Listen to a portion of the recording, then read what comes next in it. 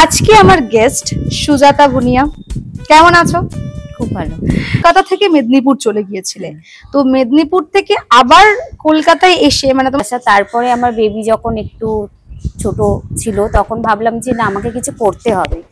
তো আমি টিউশন করতাম তখন একদম ছোট বাচ্চাদের নিয়ে। ও প্রথমে না বলছিল, তারপরে ভাবলো না, কলকাতা বাজারে তো একজনের দ্বারাই কিছু অতটা হয় না, তারপরে করতে চাইছে যেখানে।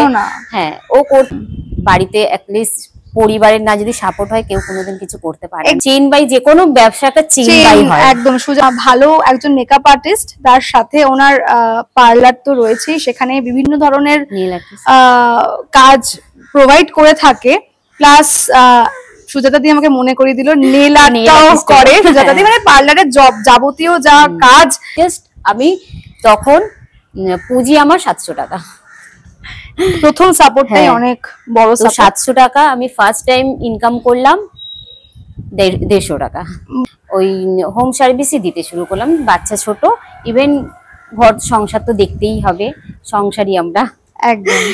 তারপরে আমার হাজবেন্ডও একটা সময় বলছিল যে বাচ্চাটাকে তুমি দেখো, আর কাজবাজ করতে হবে না।